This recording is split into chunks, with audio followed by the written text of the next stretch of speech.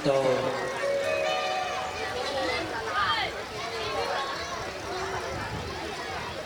थाली हड़ताली कहते हैं।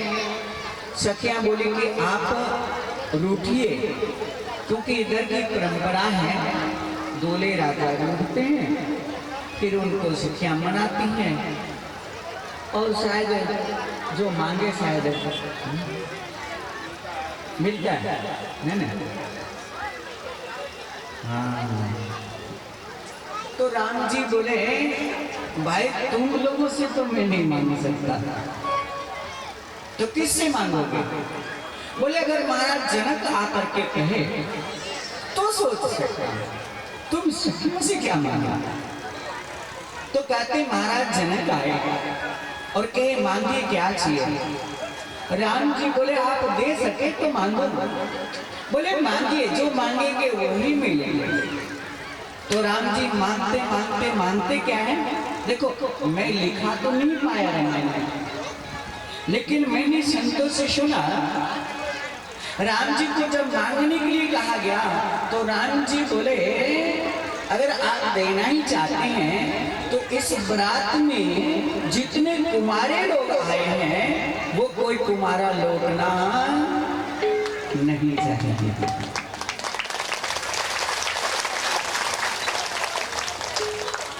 देखा नहीं पाया मैं, लेकिन संतोष से सुना। और रामायण में लिखे हैं, बोले इस बारात में सभी लोग युवक ही थे, वृद्ध केवल दो थे, एक दशरथ जी और दूसरे वशिष्ठ जी। बाकी लिखे छरे छबीले छयल असर, सब युवक थे। अब राम जी सबका विवाह क्यों करवा दिए? राम जी को लगा नहीं तो ये मेरे मित्र लोग सब कहेंगे कि तुम्हारे विवाह में ऐसा हुआ, तुम्हारे विवाह में वैसा हुआ, तुम्हारे विवाह में ये कमी थी। अगर मैं सबका करा दूं तो कोई ये नहीं कहेगा कि तुम्हारे में ऐसा हुआ। और फिर तो बड़ी लंबी कथा है, एक दिन बीते, 2 दिन बीते, 3 दिन बीते, मैं संक्षेप करूं तो बहुत दिवस बीते, यही मोहती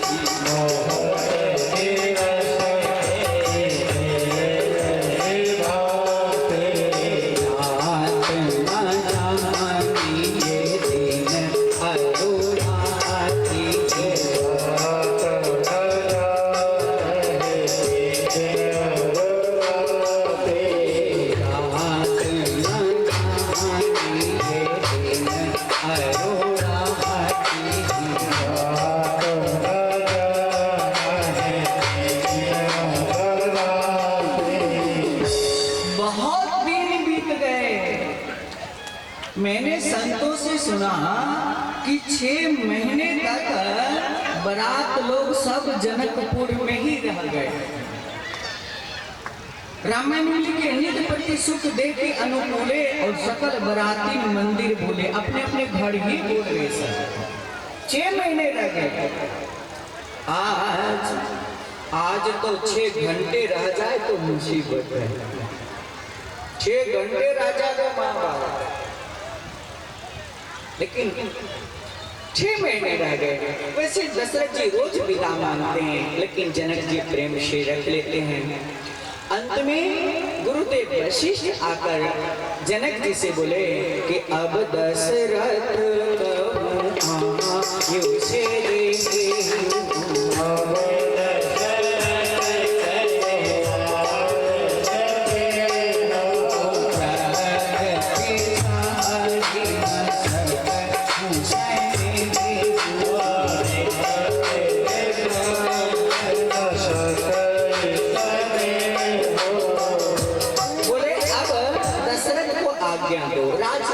देखना है, इसलिए अब दशरथ को जाने दो।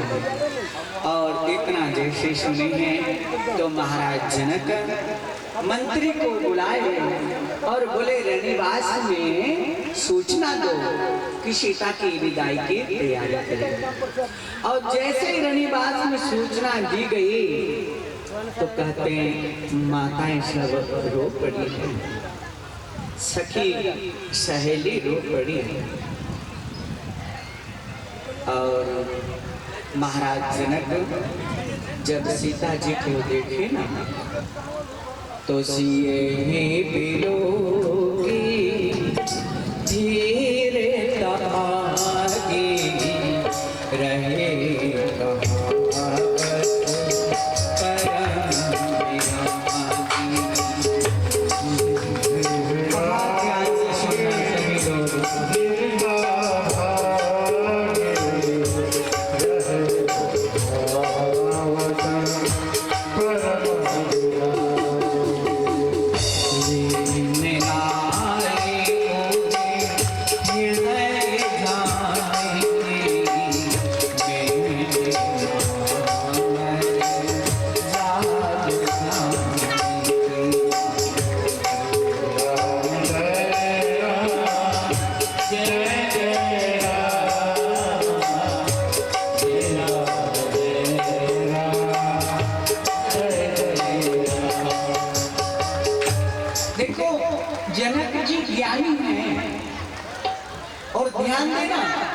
ज्ञानी व्यक्ति किसी के रहने और न रहने से ना तो प्रसन्न होते हैं और ना ही दुखी होते हैं। ज्ञान की ये विशेषता है कि वो हर परिस्थिति में एक जैसा रहता है।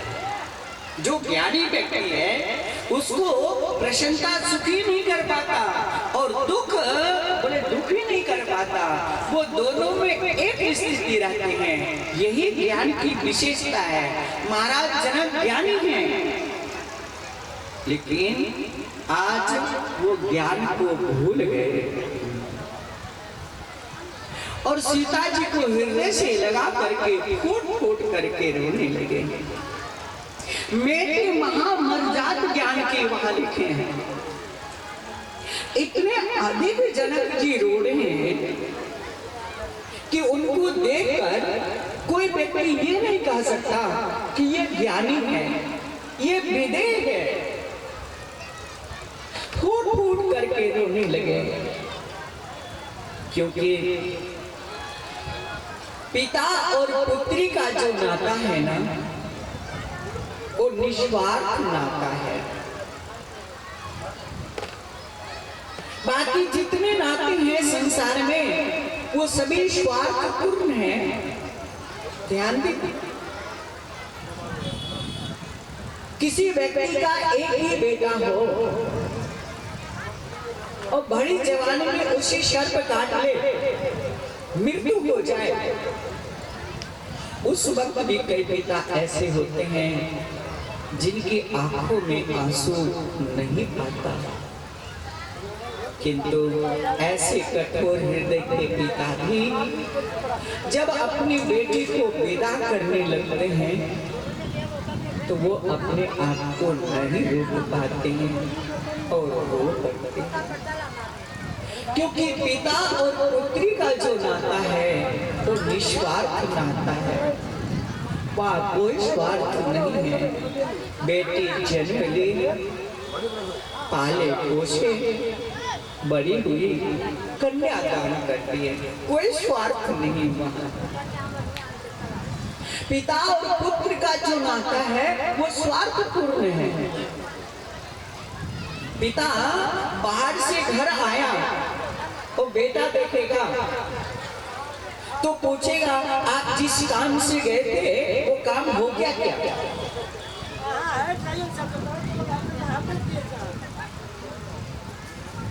पिता बाहर से घर आया, बेटा देखेगा तो पूछेगा आप जिस काम से गए थे वो काम हो गया क्या? क्योंकि पिता और पुत्र का जो नाता है वो स्वार्थपूर्ण है। पिता पुत्र का नाता स्वार्थपूर्ण है, इसलिए वो काम का बात करेगा केवल बेटा। पिता घर आए, बेटा देखेगा तो तुरंत आके पूछेगा पिताजी जिस काम से गए थे वो काम हो गया क्या? काम की बात करेगा, क्योंकि पिता और पुत्र का नाता स्वार्थपूर्ण है।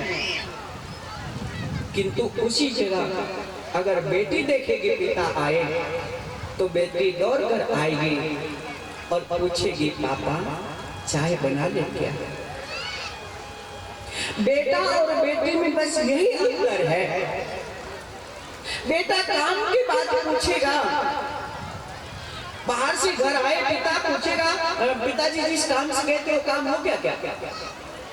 बेटा केवल काम की बात करेगा क्योंकि स्वार्थपूर्ण है। किंतु जब बेटी देखेगी पिता आए तो तुरंत आकर के पूछेगी पिताजी चाय बना लो क्या?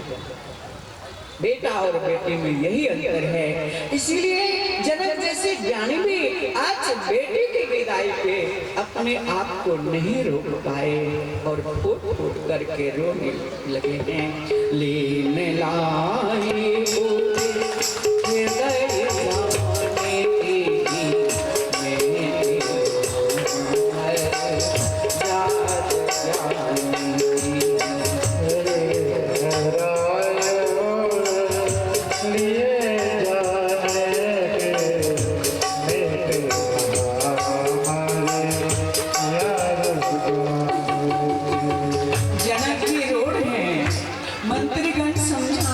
महाराज आप राजा हो, आपके लिए इतना रोना ठीक नहीं है, लोग क्या कहेंगे? समझा वही सब सजीव सयाने कीन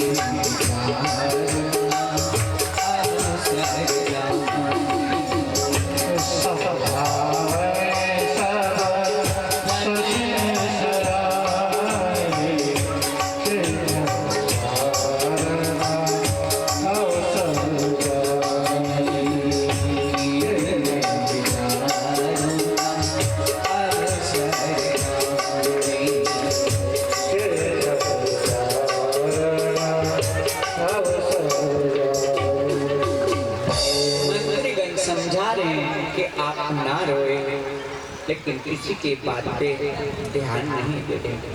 महाराज जनक फूट फूट करके रो रहे हैं, माताएं रो रही है, सखी सहेली रो रही है। और रामायण में लिखे हैं जनकपुर में एक कोई व्यक्ति ऐसा नहीं है जिनकी आंखों में आंसू ना हो, सब के सब रो रहे हैं।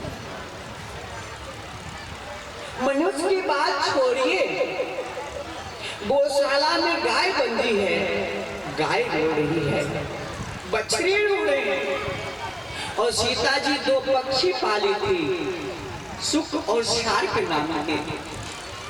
जब सीता जी की विदाई होने लगी ना तो पिंजरा में वो पक्षी रोने लगे। व्याकुल का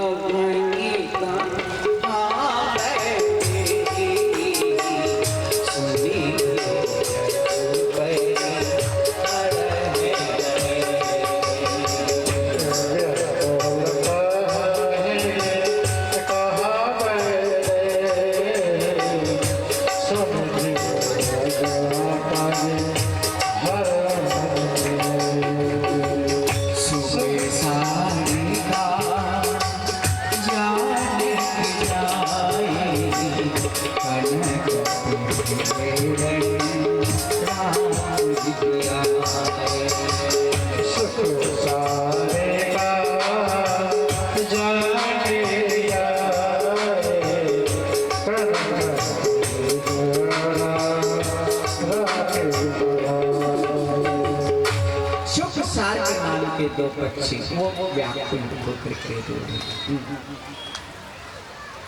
पुराने समय में आपस में लोगों में इतना प्रेम होता था कि गांव में किसी के घर से बेटी विदा होती थी तो सबको ऐसा लगता था कि मेरे ही घर से बेटी विदा हो रही है, और सब रोया करते थे।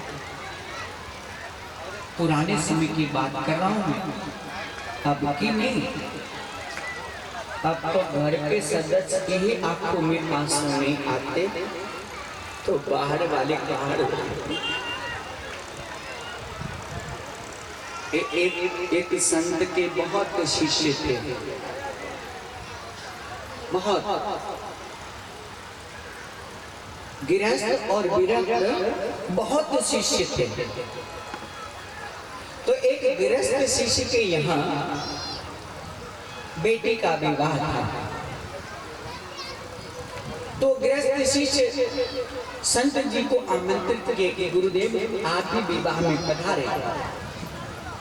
तो संत जी बोले देखो भाई, मैं शादी विवाह में नहीं आता, क्योंकि मैंने सुना है कि जब बेटी की विदाई होती है उस वक्त सभी लोग रोते हैं। मैं तारा संत, कदाचित मेरी आंखों में आंसू ना आए तो ये तो अच्छा नहीं लगेगा, सब लोग रोएंगे और मैं देखूंगा। इसीलिए भाई अपने तो नियम ले लिए, शादी विवाह में नहीं जाते। उसने कहा गुरुजी अगर आप नहीं जाओगे तो शादी विवाह वो शादी कैंसिल। संत जी बोले कैंसिल नहीं करो, लेकिन मेरी मजबूरी है भाई, आंखों में आंसू नहीं आएगा तो उसके विरक्त जो शिष्य थे वो बोले गुरुजी आंखों में आंसू आ जाएगा, युक्ति मैं आपको बता दूंगा, आप इसको एक बार हाँ कर दीजिए। तो संत जी बोले ठीक है भाई, जाओ करो तैयारी, आऊंगा। तो गए, तैयारी की गई, मैरिज प्लेस में विवाह की व्यवस्था। संत जी जब चलने लगे तो उस शिष्य को बुलाए, उस चेला को बुलाए, बोले रामचंद्र भगवान की। उस चेला को बुलाए और बोले देखो भाई, देखो भाई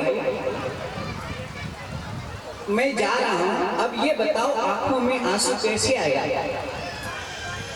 तो वो शिष्य एक वृक्ष का डब्बा ला करके दिए और बोले गुरुजी ये जेब में रख लो, और जब देखिएगा विदाई हो रही है, सब लोग रो रहे हैं, तो धीरे से ये डब्बा खोलिएगा और थोड़े से उंगली में वृक्ष ले लीजिएगा, आंखों में लगा लीजिएगा, और आंखों में लगाएंगे तो पानी बहने शुरू हो जाएंगे, झूठ मूठ में ऐसे करने लगेगा, लोग सोचेंगे ये भी रो रहा है, बस काम चल जाएगा। बोले ठीक है। जेल में डब्बा रख लिए, गए मैरिज प्लेस में वो व्यवस्था थी, विवाह संपन्न हुए।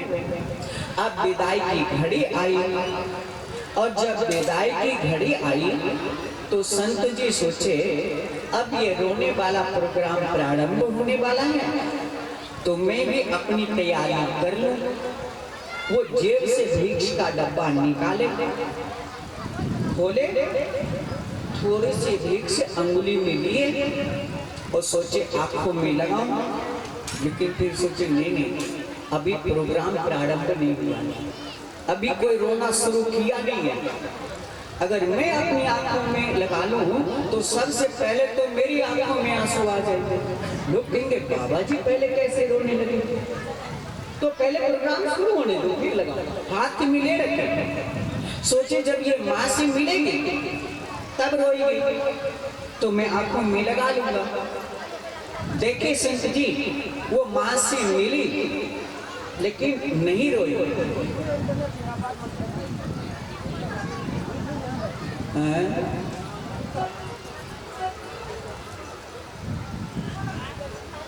आंखों में आंसू नहीं आया, हाथ मिले रखे, सोचे कोई बात नहीं, जब ये आंटी से मिलेगी तब रोएगी, फिर मैं आंखों में लगा लूंगा।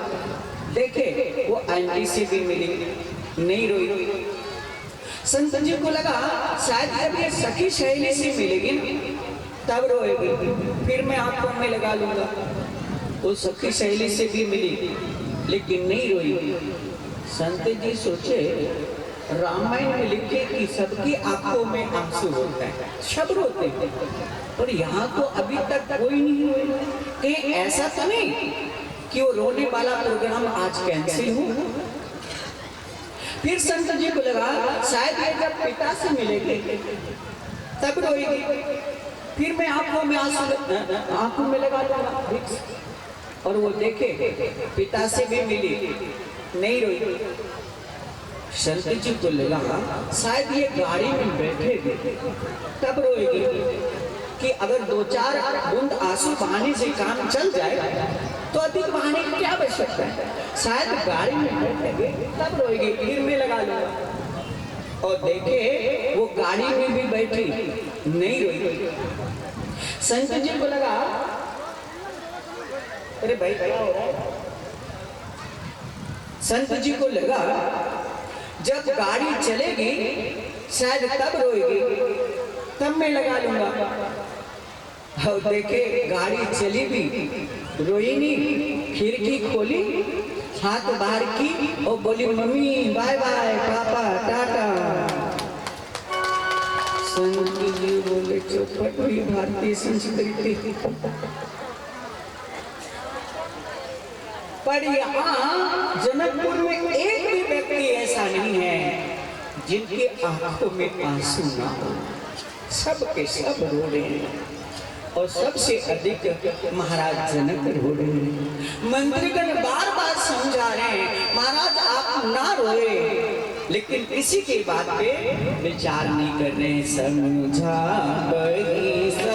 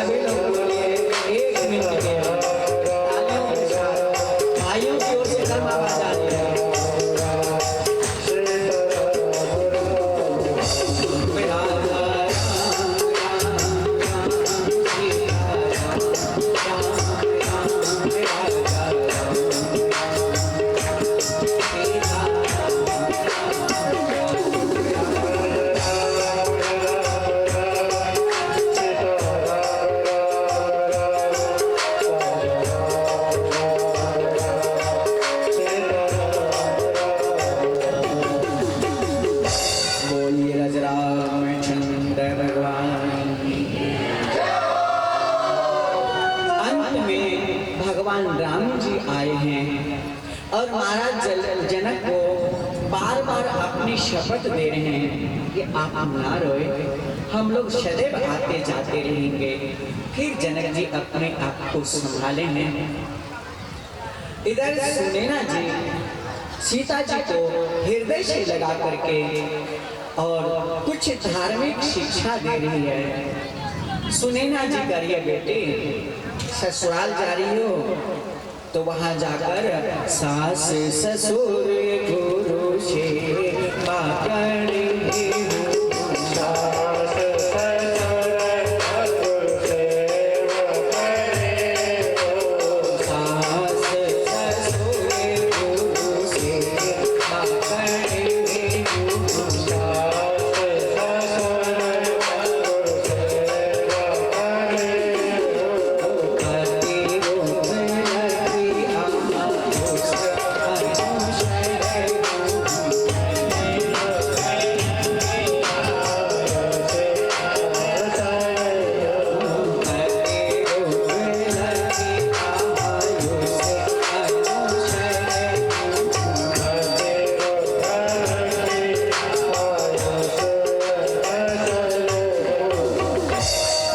ससुराल जा रही हो तो वहां जाकर सास ससुर की सेवा करना, क्योंकि